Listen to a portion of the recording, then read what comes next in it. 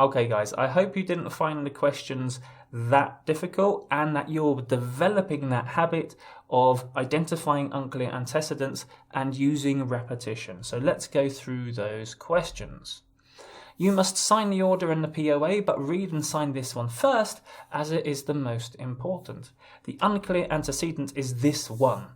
Okay, now this one could refer to the order, or it could refer to the POA, but it could also refer to a completely different document. I could be talking about the order and the POA, but attached to my email or on the piece of paper in front of you, if I give it to you, it could be a third document, which is more important than both the order and the POA. So here, potentially, we could be referring to, there could be 3 documents that we need to think about, and we need to identify which one you have to sign. Okay, number 2. The dangerous prisoner and the guard went missing last night. 2 people are talking to each other here, and someone responds, "Oh no, was he found?" Of course, he is the unclear antecedent. Is it a prisoner or is it the guard? Or both of them together? Once again, that context, that third option could exist, in which case you would have to write they. For number 3, in the ruling, it changed the common law test for murder. Now, this is an interesting unclear antecedent because this actually joins into another grammar mistake, which is what we call a dangling modifier, and I'll be looking at modifiers very, very shortly in the next few lessons. So here, the problem here is a ruling.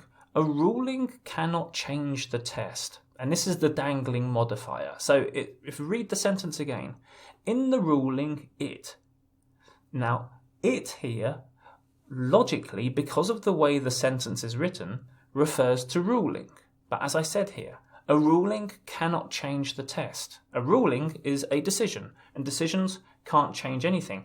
It's the person making the decision, it's the person making the ruling that can change the test. And so here you would, I guess, given the context, you would have to say the judge changed the common law test for murder. Okay, number 4. The CEO and the CFO didn't cooperate well, and this is what she told the reporter. Once again, it's that second clause where the problem is, and that's she. Who is this she? Once again, there are 3 possible alternatives. The CEO, the CFO, or is it someone else completely? Maybe the minute taker, maybe a secretary, maybe an observer. We don't know. And this is, I say, I'm going to keep on saying this because it's really important. As you're writing this down, you know it makes sense, or rather your writing makes sense to you.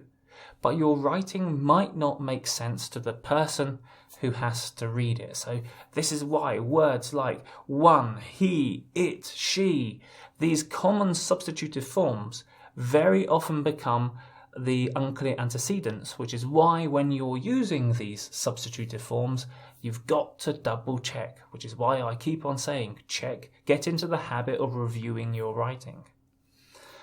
A nice one which is kind of matrix influenced, you have to take the red pill and the blue pill. Please take it in the morning with your breakfast. And of course, it is the unclear. I've just realised here, I'm just blocking the answer, but hopefully, or the question, hopefully it won't get in your way too much. It is the unclear antecedent. Is it the red pill? Is it the blue pill? Are you talking about both? Once again, it's that third option that might exist. So either use repetition or write both. Please take the red pill. Please take the blue pill. Please take both of them in the morning with your breakfast.